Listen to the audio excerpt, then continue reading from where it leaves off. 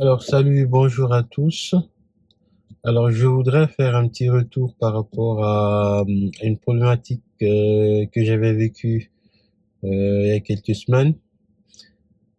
Pour ceux qui ont suivi les vidéos précédentes sur ma chaîne, euh, j'avais dit que j'avais été victime de vandalisme sur mon véhicule. Donc il y a un de mes voisins qui est venu crever les pneus de mon véhicule. Donc ça m'a coûté assez cher. Donc pour rappel, la première fois que les pneus de mon véhicule a été crevé, j'avais pas le mode sentinelle qui était activé. Et la deuxième fois, j'avais le mode sentinelle qui était activé, mais le véhicule n'a pas détecté l'événement, il n'a pas capté l'événement. Et ça m'a beaucoup étonné. Ça m'a beaucoup étonné. Excusez-moi, je suis un peu malade, j'ai la conjonctivite. Euh, Ça m'a beaucoup étonné que mon véhicule n'ait pas capté l'événement. Et quand j'ai amené la voiture au service center de Tesla, au Grand-Duché du Luxembourg,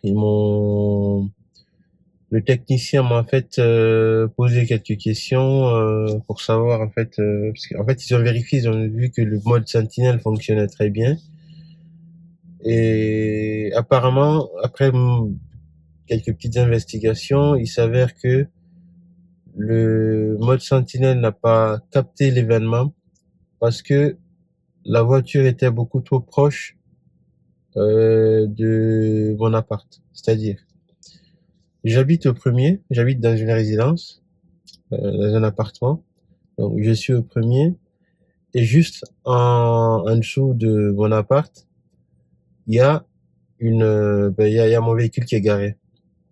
Et du coup, le Bluetooth, il est toujours activé. La voiture est toujours connectée au Bluetooth. Ce qui fait que quand on est dans un rayon de moins de 10 mètres, d'après le technicien, un rayon de moins de 10 mètres, c'est pas seulement verticalement, mais aussi horizontalement, en fait. Même si vous êtes au-dessus, il y a un il y a un étage qui vous sépare. Si la voiture est apparemment connectée au téléphone, ben, la voiture considère que vous êtes beaucoup trop proche, donc il n'y a pas de risque, en fait.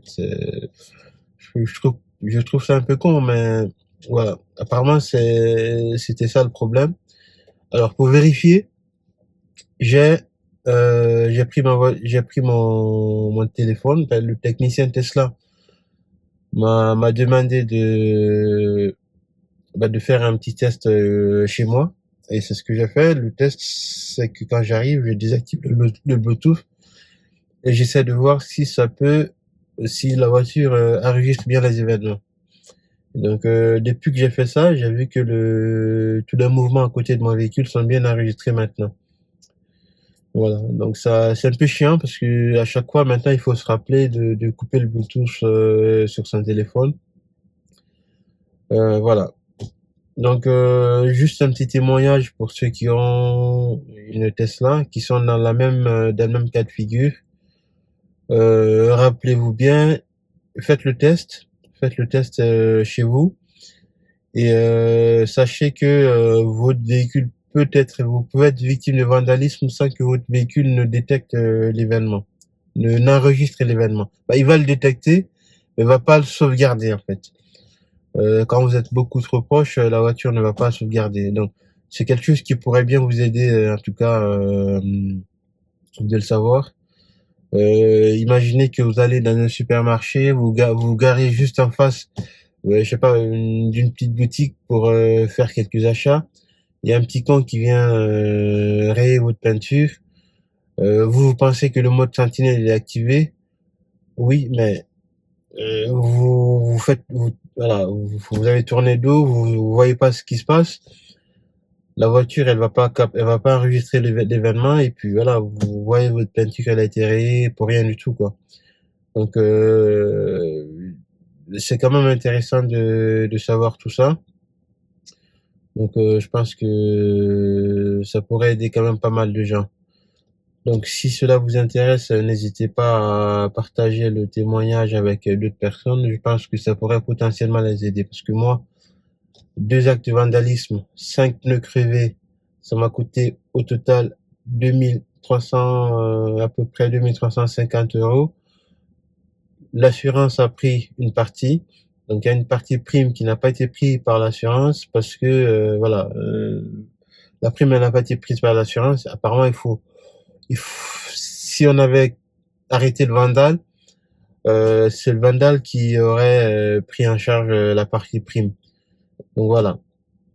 C'est une prime de 500 €, donc j'ai perdu 1000 € comme ça sur ces actes de vandalisme. Donc voilà, j'espère en fait que cette vidéo vous aura aidé. N'hésitez pas à la partager, n'hésitez pas à en parler à d'autres personnes. Ça, qui sait, ça pourrait aider pas mal de gens en fait. Voilà. Sur ce, je vous dis à très bientôt pour une nouvelle pour un nouveau témoignage, une nouvelle expérience. Salut.